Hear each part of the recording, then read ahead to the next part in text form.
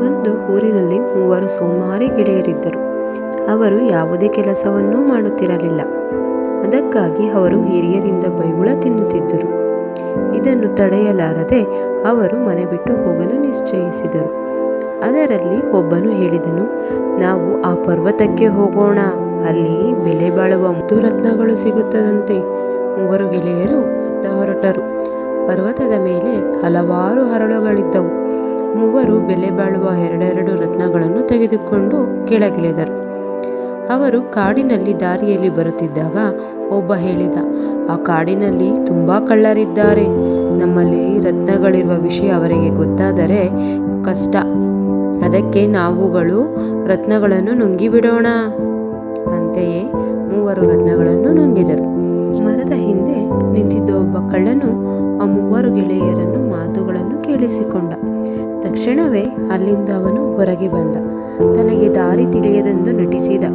ನನಗೆ ದಾರಿ ತಪ್ಪಿದೆ, ನಾನು ಕಾಡಿನ ದಾರಿಯ ಮರೆಯವರೆಗೂ ನಿಮ್ಮ ಜೊತೆ ಬರಬಹುದೇ ಎಂದು ಕಳ್ಳನು ಅವರ ಬಳಿ ಕೇಳಿಕೊಂಡ. ಇದಕ್ಕೆ 3 ಗೆಳೆಯರು ಒಪ್ಪಿದರು.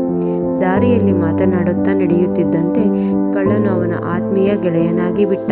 ರಾತ್ರಿಯ ಹೊತ್ತಿನಲ್ಲಿ ಅವರು ಒಂದು ಹಳ್ಳಿಯನ್ನು ತಲುಪಿದರು. ಅವರುಗಳು ಆ ದಿನ ಹಳ್ಳಿಯ ಮುಖಂಡನ ಮನೆಯಲ್ಲಿ ಇರಲು ನಿಶ್ಚಯಿಸಿದರು. ಆ ಊರಿನ ಮುಖಂಡನಲ್ಲಿ ಒಬ್ಬ ವಿಶೇಷ ಮಾತನಾಡುವ ಗಿಳಿ ಇತ್ತು. ಅವರೆಲ್ಲರೂ ಮನೆಯೊಳಗೆ ಬರುವಾಗ ಆ ಗಿಳಿಯು ಹೇಳಿತು, ಪ್ರಯಾಣಿಕರಲ್ಲಿ ಮುತ್ತು ರತ್ನಗಳಿವೆ, ಬೆಲೆ ಬಾಳುವ ರತ್ನಗಳಿವೆ ಎಂದಿತು. ಆ ಮನುಷ್ಯ ಗಿಳಿ ಹೇಳುವುದನ್ನು ನಂಬುತ್ತಿದ್ದ. ಅವನು ಅವರೆಲ್ಲರ ಬಳಿಯಲ್ಲಿ ರತ್ನಗಳಿವೆ ಎಂದು ಹುಡುಕಾಡಿದನು, ಆದರೆ ಏನೂ ಸಿಗಲಿಲ್ಲ. ರಾತ್ರಿ ಆ 4 ಜನರು ಅಲ್ಲಿಯೇ ಇರಲು ಹೇಳಿದನು. ಮರುದಿನ ಬೆಳಿಗ್ಗೆಯೂ ಅವರನ್ನು ಕಂಡಾಗ ಗಿಳಿಯು ಪುನಃ ಹೇಳಿತು, ಪ್ರಯಾಣಿಕರ ಬಳಿ ಮುತ್ತು ರತ್ನಗಳಿವೆ ಎಂದು. ಆ ಮನುಷ್ಯ ಕತ್ತಿ ತೆಗೆದುಕೊಂಡು ಬಂದು ಎಲ್ಲರ ಹೊಟ್ಟೆಯನ್ನು ಸೀಳಲು ಮುಂದಾದನು. ಕಳ್ಳನು ಯೋಚಿಸಿದನು, ಹೇಗೋ ಇವರು ನನ್ನ ಗೆಳೆಯರಾಗಿದ್ದಾರೆ, ಗೆಳೆಯರನ್ನು ಕಾಪಾಡಬೇಕು ಎಂದುಕೊಂಡು ಅವನು ತನ್ನನ್ನು ಮೊದಲು ಕೊಲ್ಲುವಂತೆ ಮುಖಂಡನಿಗೆ ಹೇಳಿದನು. ಆ ಮನೆಯವನು ಮೊದಲು ಕಳ್ಳನನ್ನು ಕೊಂದನು, ಆದರೆ ಅವನ ಹೊಟ್ಟೆಯಲ್ಲಿ ರತ್ನಗಳಿರಲಿಲ್ಲ. ಗಿಳಿ ಸುಳ್ಳು ಹೇಳುತ್ತಿರಬಹುದೆಂದು ಭಾವಿಸಿ ಉಳಿದ 3 ಗೆಳೆಯರನ್ನು ಹೋಗಲು ಬಿಟ್ಟನು.